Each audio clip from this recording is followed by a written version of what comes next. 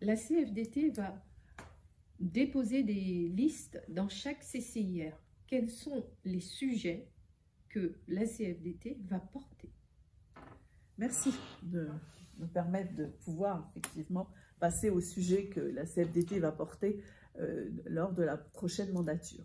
Alors, il y a une problématique que vous connaissez tous, hein, c'est la problématique du pouvoir d'achat.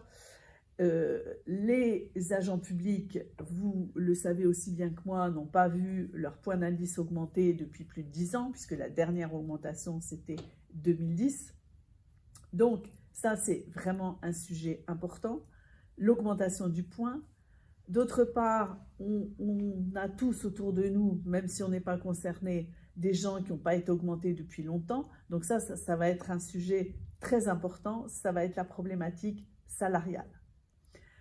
On a à peu près l'assurance d'avoir une augmentation du point. Alors, dans quel délai, je ne le sais pas, mais parce que le président de CCI France est convaincu qu'il faut augmenter le point et qu'en plus, le point d'indice des fonctionnaires va être augmenté. Donc, on sait qu'il va y avoir une évolution dans ce sens-là, mais vous dire quand, je ne sais pas. Vous savez qu'on est effectivement dans un environnement nouveau, puisqu'on va changer ou on ne va pas changer de président de la République. Après, il y aura les législatives. Donc, effectivement, ça, on ne sait pas du tout quand on va avoir cette augmentation du point et de combien il va être augmenté ce point. Parce que d'après nos calculs, la perte du pouvoir d'achat des agents publics des CCI, c'est de l'ordre de 12%. Alors, certains disent 15% parce qu'ils ne comptent pas les mêmes choses, mais c'est au moins 12%.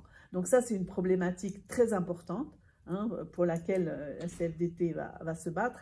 Alors, pourquoi voter CFDT? Parce que la CFDT, comme vous savez, c'est un syndicat réformiste, c'est un syndicat qui fait des propositions, et on sait très bien que les propositions ne sont pas toujours prises en compte et qu'il y a négociation. Quand on fait une négociation, on n'obtient pas forcément tout ce que l'on veut, mais effectivement, il faut tenir compte du contexte économique des CCI. Un deuxième point qui est la qualité de vie au travail, alors c'est un vocable qu'on entend de plus en plus, mais on va s'attacher au télétravail. Vous savez, ou vous ne savez pas d'ailleurs, que l'accord sur le télétravail au niveau national avait été voté en 2014. Alors, à l'époque, c'était très innovant, hein, en 2014, sauf qu'effectivement, notre accord est un peu vieillot, il est un peu désuet, et il faudrait le travailler pour le rendre beaucoup plus flexible. Ça, effectivement, le télétravail, ça concerne les deux populations. Ensuite, un sujet qui va concerner d'abord les salariés de droit privé et par extension les agents de droit public, ce sont les classifications. Les classifications, elles n'ont pas été révisées depuis très longtemps, elles ne correspondent pas à grand-chose. Et il y a dans la convention collective nationale, il y a la notion de salaire minima qui sont effectivement pas, les salaires minima proposés n'étaient pas du tout acceptables. Et un autre aspect dans nos actions CFDT, c'est de travailler sur la cohérence entre les deux populations. Parce qu'aujourd'hui, on voit dans certaines CCI, il y a je dirais une rivalité entre les agents publics et les salariés de droit privé. Certains managers, certaines directions disent oui, les salariés de droit privé, ils sont plus agiles, ils sont plus compétents, ils ont plus d'expertise, et puis les agents publics, ils sont plutôt ronds de cuir, etc.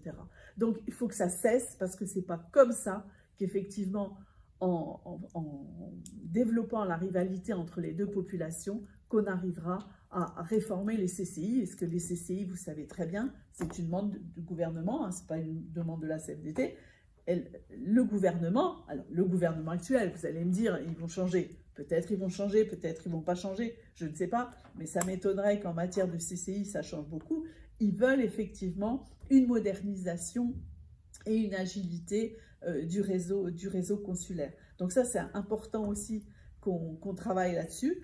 Et puis, un dernier point qui est vraiment propre à notre ADN CFDT, c'est de soutenir nos adhérents et les salariés agents publics et de droit privé et les accompagner quand ils ont, dans leur dossier personnel, quand ils ont des difficultés.